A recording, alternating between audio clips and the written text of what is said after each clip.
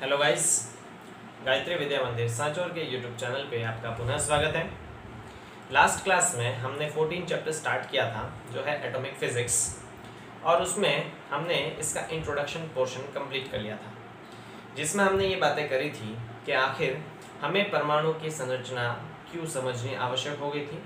और आज के इस सेशन में हम परमाणु के अलग अलग साइंटिस्ट द्वारा दिए गए मॉडल्स के बारे में डिस्कस करेंगे कि ये मॉडल्स किन किन घटनाओं को एक्सप्लेन कर पाते हैं, किन किन घटनाओं को एक्सप्लेन नहीं करने के कारण वो मॉडल फेल हुए और नए मॉडल की आवश्यकता पड़ी।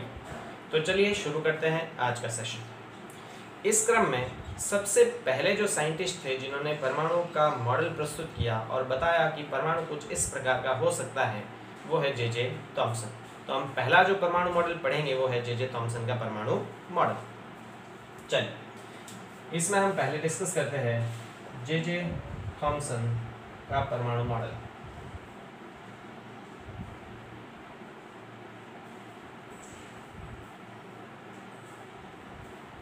देखिए, इस मॉडल को प्लम पुडिंग मॉडल भी कहते हैं या तरबूज बीज मॉडल भी कहते हैं, ठीक है। तो इसे अपन प्लम पुडिंग मॉडल भी कहते हैं, प्लम पुडिंग मॉडल।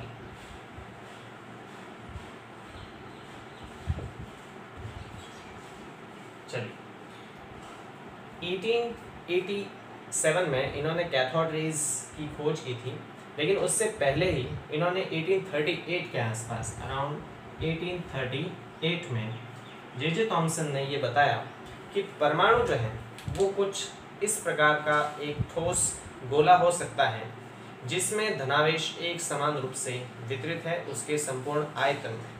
और चूंकि हमें ये बात बहुत अच्छी तरह से पता थी कि परमाणु विद्युत रूप से उदासीन होता है, तो उसकी विद्युत उदासीनता को ध्यान में रखते हुए इन्होंने ये बताया कि परमाणु धनावेशित गोला होता है, लेकिन उसकी विद्युत उदासीनता के कारण उसमें ऋणावेश इलेक्ट्रॉन्स के रूप में कहीं कहीं पे ठीक उसी प्रकार पाए जाते हैं जैसे कि किसी तरबूज में बीज पाए जाते हैं। तो इनका ये जो मॉडल है वो कुछ इस प्रकार का होता है। मान लेते हैं हमारे पास एक गोला है और ये पूरा का पूरा जो गोला है वो धनावेशित गोला है, ठीक है। मतलब धनावेश इसके संपूर्ण आयतन में एक समान रूप से वितरित है। पूरा गोला धनावेशित है, ठोस गोला, और पूरे गोले में इसका जो आवेश है धनावेश वो एक समान रूप से वितरित है। चूंकि परमाणु विद्युत रूप से उदासीन होता है, यानी इसमें कुल धनावेश का मान कुल ऋणावेश के बराबर होना चाहिए, तो उन्होंने इसकी विद्युत उदासीनता को ध्यान में रखते हुए बताया कि इसमें ऋणावेश जो है वो कहीं कहीं पे ठीक उसी प्रकार पाए जाते हैं जैसे किसी तरबूज में बीज। तो इलेक्ट्रॉन्स के रूप में इसमें ऋणावेश जो है वो कहीं कहीं पे उपस्थित होते हैं, और इन ऋणावेश या इलेक्ट्रॉन्स की जो सिचुएशन है वो इसी प्रकार होती है ताकि ये इनके बीच लगने वाले प्रतिकर्षण बल और साथ ही इलेक्ट्रॉन और इन पॉजिटिव चार्ज के बीच लगने वाले आकर्षण बल को बैलेंस कर सके, मेंटेन कर सके साम्यावस्था में।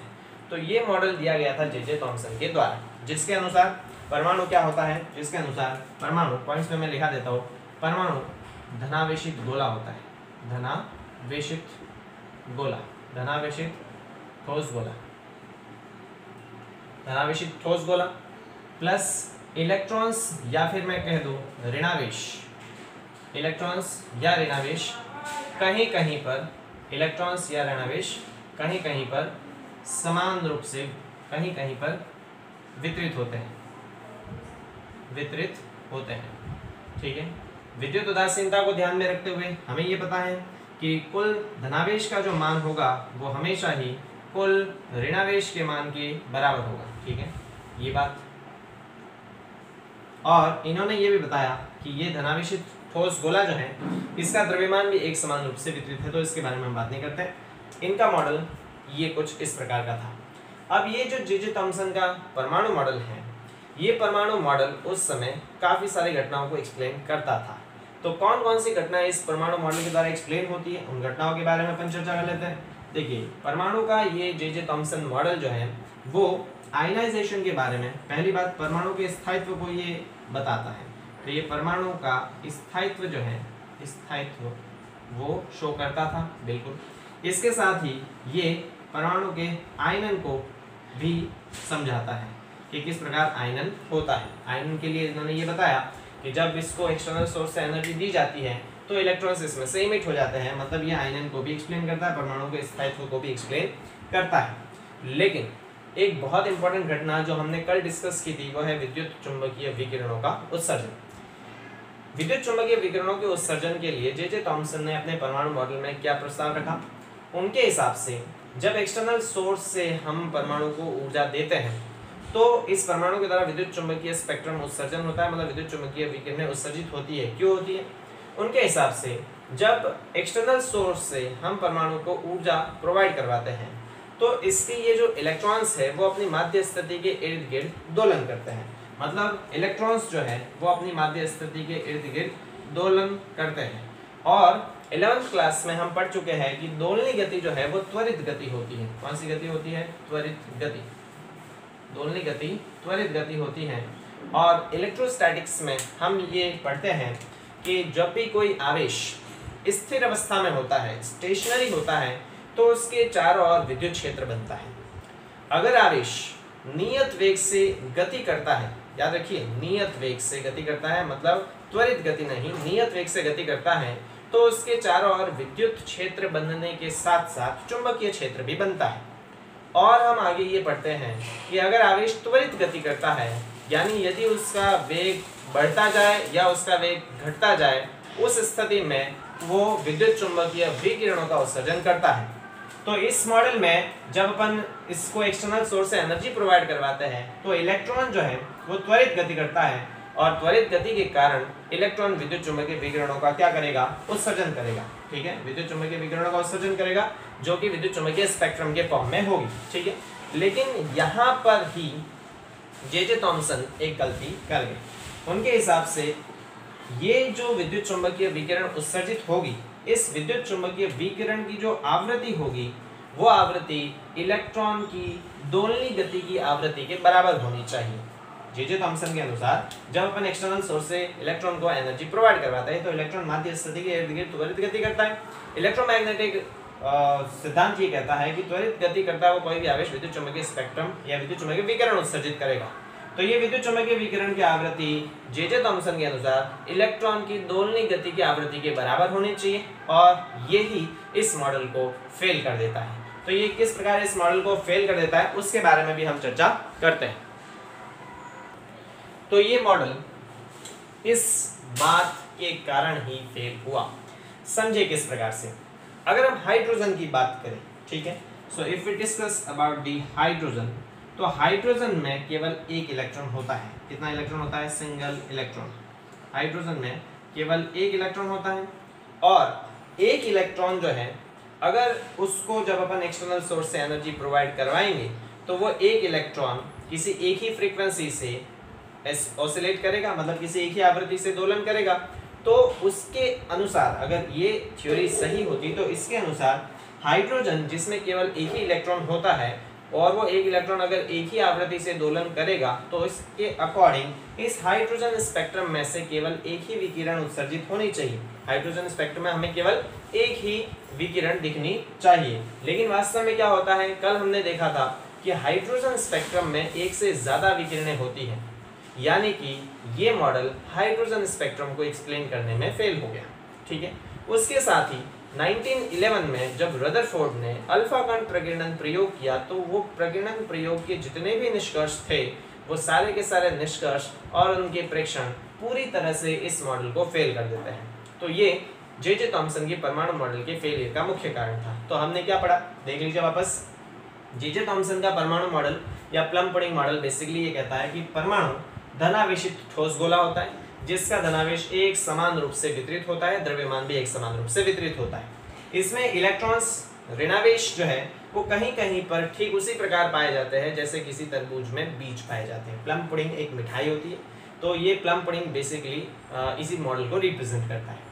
चूंकि इलेक्ट्रॉन इस परमाणु जो है वो विद्युत उदासीन होता है, इसका मतलब इसमें कुल धनावेश का मान कुल ऋणावेश के मान के बराबर होगा, और इलेक्ट्रॉन्स जो है उनकी सिचुएशन कुछ इसी प्रकार होगी ताकि ये अपने बीच लगने वाले म्यूचुअल रिपल्शन को और साथ ही धनावेश और ऋणावेश के बीच लगने वाले अट्रैक्शन को बैलेंस कर सके। ठीक है, अब ये मॉडल किन किन घटनाओं को एक्सप्लेन करता है? ये परमाणु के स्थायित्व को एक्सप्लेन करता है और आयनन को एक्सप्लेन करता है। लेकिन ये मॉडल किसको एक्सप्लेन नहीं करता? ये मॉडल हाइड्रोजन स्पेक्ट्रम को एक्सप्लेन नहीं करता। तो ये मॉडल किसको एक्सप्लेन नहीं करता? ये मॉडल हाइड्रोजन स्पेक्ट्रम को एक्सप्लेन नहीं करता। हाइड्रोजन स्पेक्ट्रम के अलावा बाकी सारे स्पेक्ट्रम को भी एक्सप्लेन नहीं करता। इसके अकॉर्डिंग क्या होना चाहिए? जे थॉमसन ने बताया कि इलेक्ट्रॉन को एक्सटर्नल सोर्स से एनर्जी प्रोवाइड करवाने पर वो अपनी माध्य स्थिति के इर्द गिर्द ऑसिलेट करता है, दोलन करता है, और दोलन करती हुई कोई भी वस्तु त्वरित गति में होती है, और आवेशित कण जब त्वरित गति करता है तो वो विकिरण उत्सर्जित करता है। तो थॉमसन के अकॉर्डिंग इस विकिरण की आवृत्ति जो है वो इलेक्ट्रॉन की दोलनी गति की आवृत्ति के बराबर होनी चाहिए। हाइड्रोजन स्पेक्ट्रम में केवल एक इलेक्ट्रॉन होता है और एक इलेक्ट्रॉन एक ही आवृत्ति से दोलन करेगा तो उससे एक ही विकिरण उत्सर्जित होनी चाहिए, जबकि हमने देखा था कि हाइड्रोजन स्पेक्ट्रम में एक से ज्यादा विकिरणें होती है। तो ये मॉडल इसको एक्सप्लेन नहीं कर पाया। साथ ही 1911 में रदरफोर्ड के अल्फा कण प्रकीर्णन प्रयोग की जो प्रेक्षण और उनके जो निष्कर्ष है उनके कारण भी ये मॉडल फेल हो गया। ठीक है, तो अब हम क्या बात करते हैं, जब ये मॉडल फेल हो गया तो हम दूसरे मॉडल पे स्विच करते हैं, जो है रदरफोर्ड का अल्फा कण प्रकीर्णन प्रयोग से प्राप्त न्यूक्लियर मॉडल, जिसे नाभिक बेस्ड या फिर नाभिक आधारित मॉडल भी कहते हैं। तो उसके बारे में हम चर्चा करते हैं। तो हम बात कर लेते हैं रदरफोर्ड अल्फा कण प्रकीर्णन प्रयोग, इसको रफ कर देता है।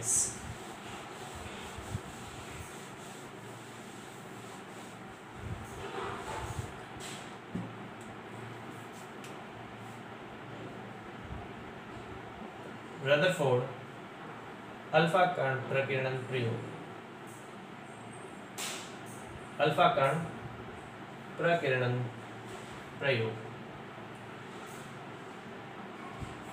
देखिए, रदरफोर्ड ने 1911 में रदरफोर्ड के साथ दो इनके शिष्य भी थे, जिनका नाम अक्सर एग्जाम में कई बार तो नहीं लेकिन बहुत रेयर केस में कभी कभार पूछ लिया जाता है। उनका नाम था गीगर एंड मार्सन। ठीक है, तो रदरफोर्ड के साथ इनके दो शिष्य भी थे, गीगर और मार्सन। इन्होंने 1911 में अल्फा कण प्रकीर्णन प्रयोग किया। उस प्रयोग के आधार पर इनको कुछ प्रेक्षण मिले और उन प्रेक्षणों के आधार पर इन्होंने कुछ निष्कर्ष और न्यूक्लियर बेस्ड मॉडल दिया। ठीक है, नाभिक आधारित मॉडल जिसे कहते हैं। तो उसके बारे में चर्चा करने से पहले हम इनके प्रयोग को समझ लेते हैं कि ये प्रयोग बेसिकली किस तरह से परफॉर्म किया गया और इस प्रयोग में क्या क्या ऑब्जर्वेशंस मिले। ठीक है, तो देखिए, प्रयोग का मैं यहाँ पे सर्किट में बना देता हूँ। पहले देखिए गाइस,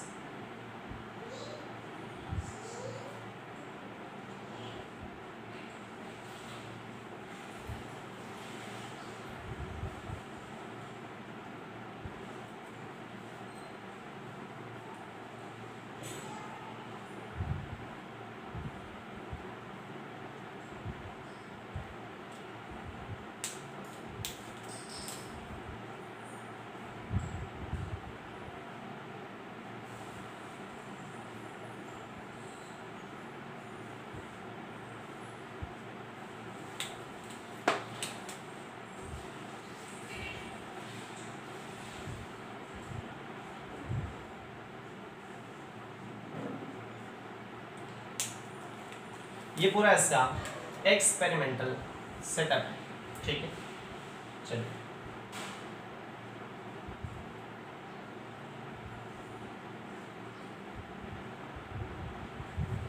यहाँ पर ये कोई रेडियो एक्टिव सब्सटेंस है। ठीक है, so it is a radio active substance.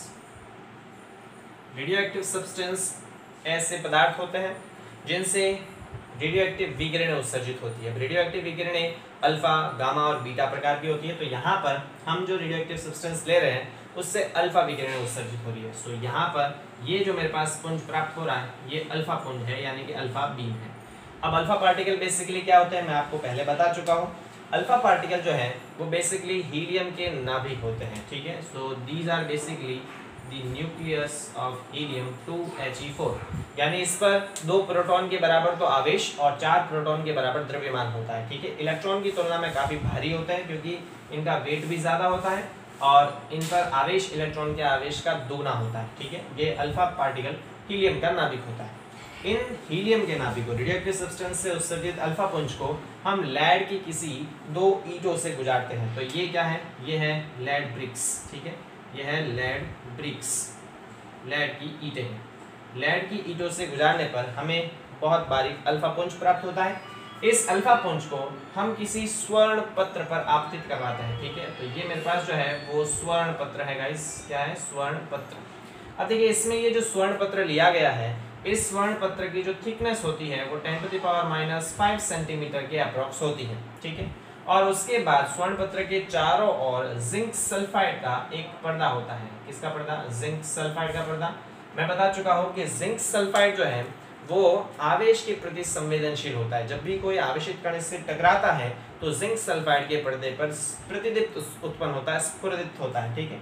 और इन पार्टिकल्स के एंगल को मेजर करने के लिए, अलग अलग एंगल पर स्कैटर्ड पार्टिकल को ज्ञात करने के लिए यहाँ पे एक मूविंग माइक्रोस्कोप लगा है, ठीक है। So it is basically a moving microscope. तो एक्सपेरिमेंटल सेटअप आप देख लीजिए आराम से।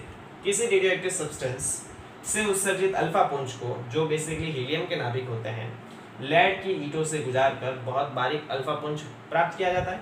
उस अल्फा पुंज को सोने की बारीक पत्ती पर, जिसकी थिकनेस 10⁻⁻5 सेंटीमीटर के आसपास होती है, पर आपतित किया जाता है। और इससे स्कैटर्ड होने के बाद, प्रकीर्णित होने के बाद, उन कणों को, उन अल्फा पार्टिकल्स को जिंक सल्फाइड पर प्रतिदीप्त उत्पन्न करने के कारण मूविंग माइक्रोस्कोप द्वारा मेजर कर लिया जाता है कि कौन सा पार्टिकल कहाँ पे स्ट्राइक किया, ठीक है। तो इस एक्सपेरिमेंटल सेटअप में हमें कुछ प्रेक्षण प्राप्त हुए। देखिए इसमें एक इंपॉर्टेंट चीज मैं आपको बता दूं कि यहाँ स्वर्ण पत्र ही क्यों लिया गया, सोने की जगह कोई और एलिमेंट भी तो यूज किया जा सकता था। तो उसका जो मुख्य कारण है, वो दो मुख्य कारण मैं आपको बता देता हूँ। पहला जो मुख्य कारण है वो ये है कि स्वर्ण पत्र जो है, सोना जो है, उसको हम बहुत आसानी से बारीक फिल्म में कन्वर्ट कर सकते हैं। सोने की जो तन्यता होती है वो बहुत ज़्यादा होती है, ठीक है। तन्यता जो है इसकी काफ़ी ज़्यादा होती है, मतलब इसको बहुत पतली परत में कन्वर्ट किया जा सकता है, पहली बात। और दूसरी बात, सोना जो है उसका नाभिक आकार में बड़ा होता है, ठीक है। तो दो कारण, पहला तो इसकी तन्यता क्या होती है, ज़्यादा होती है, इसलिए हम स्वर्ण पत्र का यूज़ करते हैं। और दूसरा कि इसकी नाभिक की जो साइज़ होती है, नाभिक का आकार, वो भी बड़ा होता है, ठीक है। नाभिक का आकार कह दूँ, या फिर मैं इसकी परमाणु त्रिज्या की बात करूँ तो परमाणु त्रिज्या जो है वो भी इसकी क्या होती है, ज़्यादा। हम अगर एटॉमिक पीरियडिक टेबल देखें तो पीरियडिक टेबल में सोना जो है वो काफ़ी लेट पोजीशन में है, मतलब इसका परमाणु क्रमांक बहुत ज़्यादा होता है। इस स्थिति में इसकी परमाणु त्रिज्या भी ज़्यादा होती है और उसका नाभिक का आकार भी बड़ा होता है। तो इन दो कारणों से इस एक्सपेरिमेंट में स्वर्ण पत्र का यूज़ किया गया। तो इस एक्सपेरिमेंट में इन्होंने कुछ ऑब्जर्वेशंस देखे। उन ऑब्जर्वेशंस की अपन बात कर लेते हैं। क्या हुआ, रेडियोएक्टिव सब्सटेंस से उत्सर्जित अल्फा पुंज को ब्रिक्स से गुजारकर जब स्वर्ण पत्र पर आपतित किया जाता है तो इन एक्सपेरिमेंट में उन्हें कुछ ऑब्जर्वेशंस मिले, कुछ प्रेक्षण मिले। उन प्रेक्षणों के बारे में हम चर्चा करते हैं। देखिए वेरी फर्स्ट जो ऑब्जर्वेशन अपन बात करें, पहला इनको जो ऑब्जर्वेशन मिला वो ये देखने को मिला कि अधिकांश जो अल्फा पार्टिकल्स थे वो स्वर्ण पत्र से सीधे निकल गए बिना विचलित हुए। मतलब अधिकांश जो स्फुरित हमें मिला वो स्वर्ण पत्र के जस्ट पीछे मिला। यहाँ पर हमें देखने को मिला कि जिंक सल्फाइड के पर्दे पर प्रतिदीप्त जो है वो इस वाले एरिया में सबसे ज़्यादा उत्पन्न होती है। और इस वाले एरिया में प्रतिदीप्त सबसे ज़्यादा उत्पन्न होने का ये कारण है कि अधिकांश अल्फा पार्टिकल जो है वो इस स्वर्ण पत्र से सीधे पार निकल गए, इसको पार करके सीधे जिंक सल्फाइड के पर्दे से टकरा गए। तो इसका पहला प्रेक्षण क्या आता है, इसका पहला प्रेक्षण है कि अधिकांश अल्फा पार्टिकल जो है, अधिकांश अल्फा पार्टिकल स्वर्ण पत्र से पार निकल गए। ये इसका पहला ऑब्जर्वेशन था। इस ऑब्जर्वेशन से एक बहुत इंपॉर्टेंट चीज क्लिक करती है, वो ये है कि अगर अधिकांश अल्फा पार्टिकल स्वर्ण पत्र से सीधे निकल गए बिना टकराए, इसका ये मतलब होगा कि जो स्वर्ण पत्र में उपस्थित परमाणु है वो परमाणु का अधिकांश भाग खोखला होगा। क्योंकि अगर वो परमाणु ठोस होते तो अल्फा पार्टिकल उससे टकराते और टकरा के किसी और दिशा में विचलित होते, न कि उसके पार निकल जाते। क्योंकि अधिकांश अल्फा पार्टिकल उसके पार निकल गए हैं, इसका मतलब स्वर्ण पत्र में उपस्थित परमाणु का अधिकांश भाग खोखला है। और ये बात जे थॉमसन के मॉडल को फेल कर देता है, क्योंकि जे थॉमसन ने बताया था कि परमाणु एक धनावेशित ठोस गोला होता है, जबकि इस एक्सपेरिमेंट में हमने देखा कि अधिकांश अल्फा पार्टिकल सीधे निकल गए, मतलब परमाणु धनावेशित ठोस गोला नहीं हो सकता, ठोस नहीं हो सकता, वो खोखला होगा। तो इस एक्सपेरिमेंट के इस प्रेक्षण से हमें ये बात पता चलती है कि परमाणु का अधिकांश भाग जो है, परमाणु का अधिकांश भाग खोखला होगा, अधिकांश भाग खोखला होगा। ठीक है, ये हमें एक बात पता चली कि परमाणु का अधिकांश भाग क्या होगा, खोखला होगा। फिर इसके कुछ दूसरा प्रेक्षण हमने ये देखा कि अधिकांश अल्फा पार्टिकल तो सीधे निकल गए, लेकिन कुछ अल्फा पार्टिकल जो है वो 0 डिग्री से 90 डिग्री के कोण पर विचलित हुए, 0 डिग्री से 90 डिग्री के, यानी कि यहाँ कहीं पे हमें कुछ स्फुरित या प्रतिदीप्त प्राप्त हुए। हमने ये देखा कि कुछ प्रतिदीप्त हमें 0 डिग्री से 90 डिग्री के बीच में हमें प्राप्त हुए। इसका क्या मतलब है? इसका ये मतलब है कि कुछ अल्फा पार्टिकल जो है वो इसके सीधे पार में निकल गए, इससे विचलित हो गए। ठीक है, और सबसे इंपॉर्टेंट बात, बहुत कम पार्टिकल, लगभग 20,000 पार्टिकल में से एक पार्टिकल जिस दिशा में गया था उसकी जस्ट विपरीत दिशा में आ गया। देखिए मैं आपको बताऊं, ये जो जिंक सल्फाइड का पर्दा मैंने यहाँ से लेके यहाँ तक बनाया है, ये यहाँ से यहाँ तक नहीं है, बल्कि ये पूरा का पूरा कवर है, यहाँ से लेके पूरा एक्सपेरिमेंट जिंक सल्फाइड के पर्दे के विदिन है। तो एक्सपेरिमेंट में ये देखा गया कि लगभग 20,000 पार्टिकल में से एक पार्टिकल जिस दिशा में गया था उसकी जस्ट ऑपोजिट डायरेक्शन में आ गया। मतलब भेजा तो इस दिशा में था और हमें जिंक सल्फाइड पर यहाँ कहीं पे स्फुरित प्राप्त हुई। तो इसका क्या मतलब है? इसका मतलब है कि एक पार्टिकल लगभग जो है, बहुत कम पार्टिकल इसकी जस्ट ऑपोजिट डायरेक्शन में आ गए। ये प्रेक्षण रदरफोर्ड को बहुत ही विचलित करने वाला था। उन्होंने अपने शब्दों में इसको कुछ इस प्रकार से बयान किया कि ठीक उसी प्रकार है जैसे किसी 15 इंच के तोप के गोले को हमने किसी कागज पे फायर कर दिया और वो तोप का गोला वापस हमारी ही दिशा में आ गया। ऐसा क्यों है? ऐसा समझिए। देखिए, अल्फा पार्टिकल जो है बहुत भारी होते हैं, है ना, उनका मास जो है वो 4 प्रोटॉन्स के मास के बराबर होता है।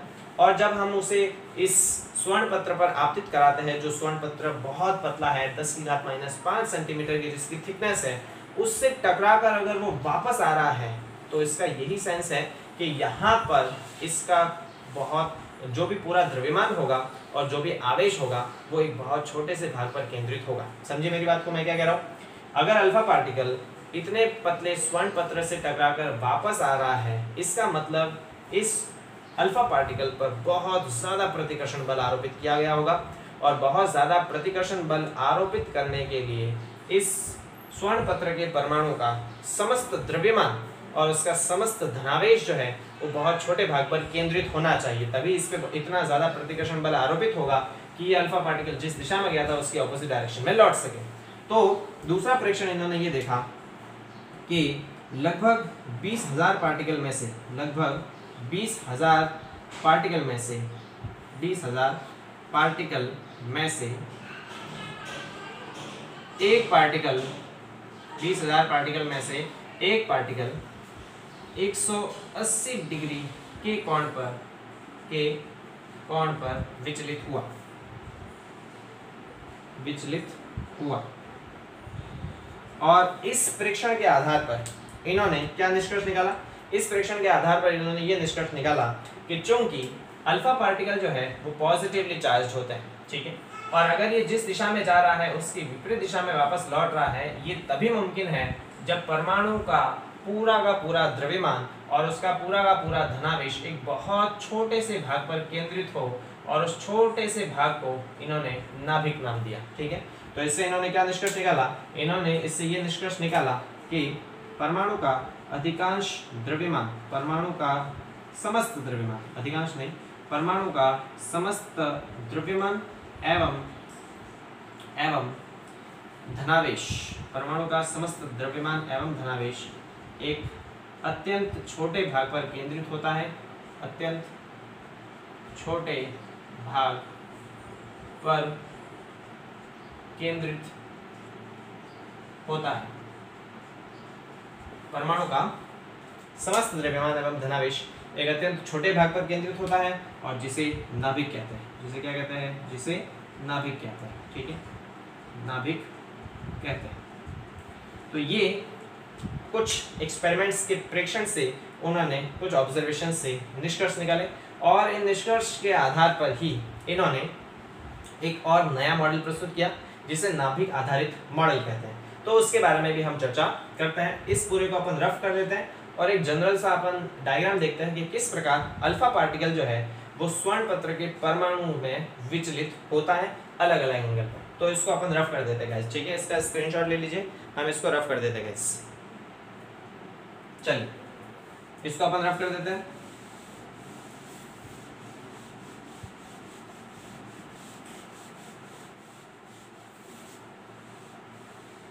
हम बात कर रहे हैं रदरफोर्ड के अल्फा कण प्रकीर्णन प्रयोग। तो देखिए दो बातें स्पष्ट हो गई कि परमाणु का अधिकांश भाग तो खोखला होता है, ठीक है, और उसका लगभग समस्त द्रव्यमान और धनावेश जो है वो अत्यंत छोटे भाग पर केंद्रित होता है, जिसे नाभिक कहते हैं। क्योंकि हमें ये बात पता है कि परमाणु विद्युत उदासीन होता है, मतलब उसमें धनावेश का मान ऋणावेश के मान के बराबर होता है। तो इस समस्या को समाधान करने के लिए रदरफोर्ड ने बताया कि इलेक्ट्रॉन्स जो है ऋणावेश जो है वो उस खोखले भाग में होते हैं और खोखले भाग में स्थिर नहीं होके इस नाभिक के चारों ओर चक्कर लगाते हैं, क्योंकि चक्कर लगाने के लिए अभिकेंद्रीय बल की आवश्यकता होती है वृत्ताकार पथ में गति करने के लिए, और यह अभिकेंद्रीय बल नाभिक और इलेक्ट्रॉन के बीच कूलाम के आकर्षण बल से प्राप्त होता है। पहले हम ये बात कर लेते हैं कि किसी स्वर्ण पत्र के परमाणु पर अल्फा पार्टिकल्स का प्रकीर्णन या फिर उनका विचलन किस प्रकार से होता है, ठीक है। तो मान लेते हैं हम किसी एक परमाणु की बात करते हैं। मान लेते हैं ये स्वर्ण पत्र का परमाणु है और इसका समस्त धनावेश और द्रव्यमान अत्यंत छोटे भाग पर केंद्रित है और जिसे रदरफोर्ड ने नाभिक कहा, ठीक। अब जब अल्फा पार्टिकल की इन पे बौछार कराई जाती है, अल्फा पार्टिकल जब इन पे स्ट्राइक करते हैं, तो जो अल्फा पार्टिकल्स इस परमाणु के नाभिक से दूर होते हैं उन पर, क्योंकि अल्फा पार्टिकल भी पॉजिटिवली चार्ज होते हैं, तो जो अल्फा पार्टिकल्स इस नाभिक से दूर होते हैं उन पे लगने वाला प्रतिकर्षण बल बहुत कम होता है, तो वो सीधे निकल जाते हैं खोखले भाग से और आगे जाके जिंक सल्फाइड के पर्दे पर हिट करते हैं, ठीक है।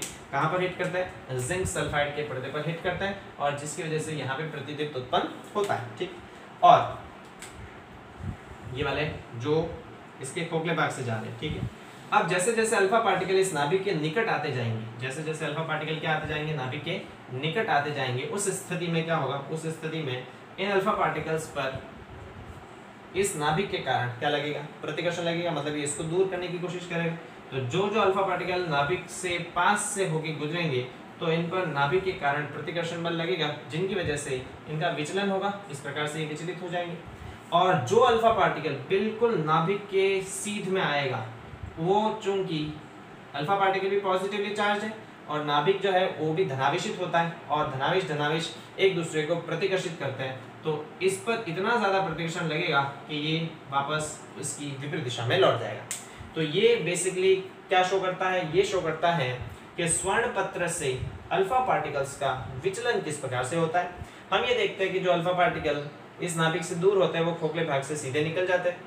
जैसे जैसे अल्फा पार्टिकल नाभिक के निकट आते जाएंगे उन पे प्रतिकर्षण बल बढ़ेगा, मतलब वो विचलित होते जाएंगे, क्योंकि धनावेश धनावेश एक दूसरे को प्रतिकर्षित करते हैं। और जो अल्फा पार्टिकल नाभिक के बिल्कुल सीध में आएगा वो एग्जैक्टली उसकी ऑपोजिट डायरेक्शन में लौट जाएगा और ये बहुत कम पार्टिकल के साथ होगा, ठीक है। तो ये शो करता है कि किस प्रकार किसी परमाणु में अल्फा पार्टिकल का प्रकीर्णन या फिर विचलन होता है। अब यहाँ पे हम क्या बात कर लेते हैं, हम बात करते हैं रदरफोर्ड का मॉडल, ठीक है, परमाणु मॉडल, क्योंकि हमने ये तो केवल किसकी बात करी है, ये हमने बात करी है अल्फा प्रकीर्णन प्रयोग की, कि अल्फा कण किस प्रकार से प्रकीर्णित होता है, उसके क्या क्या ऑब्जर्वेशंस थे, उन ऑब्जर्वेशंस के क्या निष्कर्ष निकलते हैं। अब इन निष्कर्ष को व्यवस्थित रूप से जमा कर हम इसका मॉडल बनाते हैं और उस मॉडल की कुछ बातें करते हैं। तो हम क्या बात करते हैं, हम डिस्कस करते हैं रदरफोर्ड का नाभिक आधारित परमाणु मॉडल, नाभिक आधारित परमाणु मॉडल, रदरफोर्ड का नाभिक आधारित परमाणु मॉडल। इसके कुछ पॉइंट्स हैं। पहला पॉइंट, परमाणु का समस्त द्रव्यमान और धनावेश अत्यंत छोटे भाग पर केंद्रित होता है, जिसे नाभिक कहते हैं। परमाणु का समस्त द्रव्यमान एवं धनावेश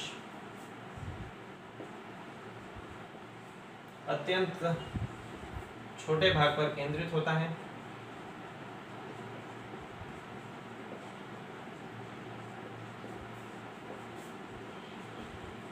जिसे नाभिक कहते हैं, जिसे नाभिक कहते हैं।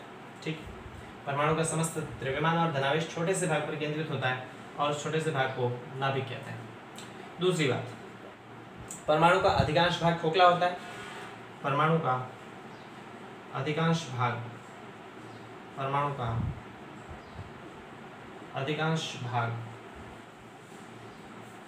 खोखला होता है। परमाणु का अधिकांश भाग खोखला होता है, क्योंकि हमें ये पता है कि परमाणु विद्युत रूप से उदासीन होता है, मतलब धनावेश होगा तो उसमें ऋणावेश भी होगा, दोनों की मात्राएं भी समान होगी। और अगर ये ऋणावेश इस नाभिक के पास स्थिर होगा तो दोनों के बीच आकर्षण लगने के कारण दोनों एक दूसरे में मर्ज हो जाएंगे और परमाणु स्थायी ही नहीं रहेगा। तो इसके स्थायित्व को समझाने के लिए इन्होंने ये बताया कि विद्युत उदासीनता के कारण नाभिक के चारों ओर इलेक्ट्रॉन जो है वो उपस्थित होते हैं और स्थिर नहीं होते, बल्कि इसके चारों ओर वृत्ताकार कक्षा में चक्कर लगाते हैं। ठीक है, तो तीसरा जो पॉइंट है वो पॉइंट मैं रेड से लिखता हूँ क्योंकि यही इसकी असफलता का सबसे बड़ा कारण था, वो मैं लिख लेता हूँ। परमाणु में इलेक्ट्रॉन, परमाणु में ऋणावेश, इलेक्ट्रॉन या ऋणावेश एक ही बात है। परमाणु में ऋणावेश इलेक्ट्रॉन के रूप में, परमाणु में ऋणावेश नाभिक के चारों ओर वृत्ताकार कक्षा में चक्कर लगाते हैं तथा हम ये जानते हैं गाइस कि जब भी कोई वृत्ताकार गति करता है कोई भी ऑब्जेक्ट, तो वृत्ताकार गति करने के लिए सदैव अभिकेंद्रीय बल की आवश्यकता होती है। तो इन्होंने ये बताया कि अगर इलेक्ट्रॉन नाभिक के चारों ओर वृत्ताकार पथ में गति करेगा तो उसके लिए जो अभिकेंद्रीय बल की आवश्यकता होगी वो अभिकेंद्रीय बल इलेक्ट्रॉन और उस नाभिक के बीच लगने वाले कूलाम बल से प्राप्त होगा। ठीक है, तो पर्याप्त अभिकेंद्रीय बल जो है, पर्याप्त अभिकेंद्रीय बल इलेक्ट्रॉन व नाभिक के बीच कूलाम बल से प्राप्त होता है।